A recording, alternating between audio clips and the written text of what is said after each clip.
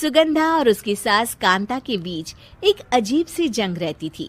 ये जंग थी किचन में कौन ज्यादा अच्छा काम करेगा और घर के सदस्यों के दिल जीतेगा। और उनकी इस जंग में हमेशा कुर्बान होते थे उनके दोनों पति। कैसे? आइए देखते हैं इस किचन पॉलिटिक्स की कहानी में।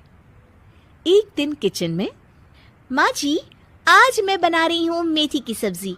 इस खाने से घर वालों के पेट की सारी समस्या खत्म हो जाएगी। और मैं बना रही हूँ तड़के वाली छाछ, जिसे पीते ही गैस की समस्या कभी नहीं होगी। दोनों अपने अपने खाने को लेकर टेबल पर पहुंच जाती हैं। तभी सुगंधा के ससुर उसकी बनाई सब्जी की तारीफ कर देते हैं। अरे वाह, मेथी की सब्जी भी बनी है, बड़ी ही स्वादिष्ट है। वाह बहू वाह। अरे बहू, लेकिन इसमें इतनी सारी मेथी बर्बाद करने की क्या जरूरत थी? देखिए माँ जी, ये तो वो मेथी है जो आप रात में भिगोकर सुबह उसका पानी पीती हैं, और जो मेथी फेंक देती हैं उसी से मैंने ये सब्जी बनाई है। अरे वाह बहू, तुमने तो बड़ा ही समझदारी का काम किया। बस अब क्या था, कांता जी का तो मानो ये सुनकर खून ही सूख गया। वो फैसला कर लेती है कि किसी भी तरह वो अपने खाने की तारीफ लेकर ही रहेगी और सुगंधा को किचन में उसकी कमियां गिनाएगी। कांता फ्रिज खोलकर देख रही होती है और फिर सुगंधा से कहती है, अरे बहू, ये क्या, पूरा फ्रिज गंदा पड़ा है। तभी वहां सुगंधा का पति आ जाता है। वो सुगंधा को डांट कर कहता है, सुगंधा, तुम्हें कितनी बार कह रखा है कि वायरस फैल रहा है, साफ सफाई का पूरा ख्याल रखना है, लेकिन तुम किचन में इतनी गंदगी रखोगी तो कैसे चलेगा। सुगंधा सास की तरफ देखती है जहां वो मुस्कुरा रही होती है।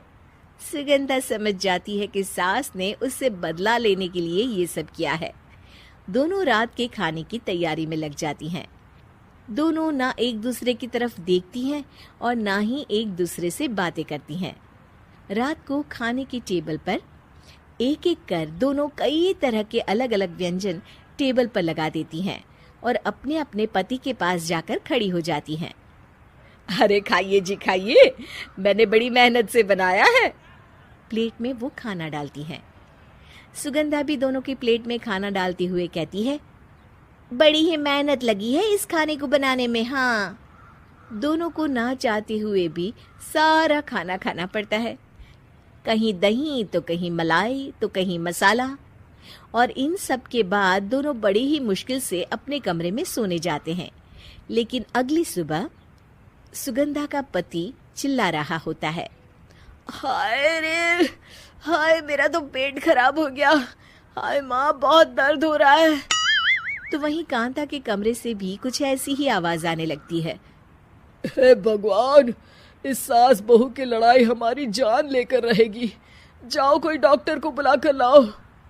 डॉक्टर आते हैं। दोनों को देखकर कांता और सुगंधा से कहती हैं, देखिए, आप दोनों इन्हें खाने में हल्का ही दीजिएगा। हो सके तो रात का खाना जल्दी खाया करे और वॉक किया करे। इतना कहकर डॉक्टर वहां से चले जाते हैं। जिसके बाद एक बार फिर से दोनों बहुएं किचन में जाती हैं और खाना बनाने में लग जाती हैं। रात में खाने के टेबल पर दोनों एक बार फिर से खाना लगाने लगती है। पापा जी, मैंने ये पतली मूंग की दाल की खिचड़ी के साथ ये पापड़ और पुदीने की चटनी भी बनाई है। अरे बहू, अभी अभी बेचारे पेट की बीमारी से गुजरे हैं, इतना भारी खाना तो डॉक्टर ने भी मना किया है ना। देखिए, मैंने आप दोनों के लिए सूप बनाया है। और दोनों उन लोगों की प्लेट में खाना डालने लगती हैं।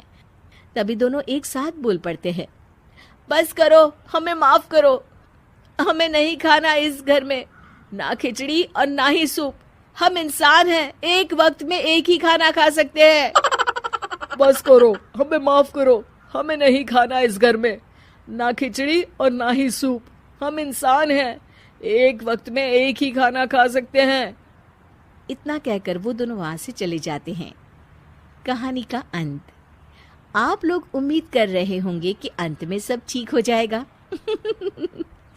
नहीं जनाब, अगर सास बहू के बीच सब ठीक हो जाए तो आप ये सीरीज देखे ही क्यों? तो मजा लीजिए इस चैनल में सास बहू से जुड़ी कहानियों का, क्योंकि ये ऐसा रिश्ता है जिसकी मिठास उसकी खटास में हमेशा ज्यादा ही रहती है।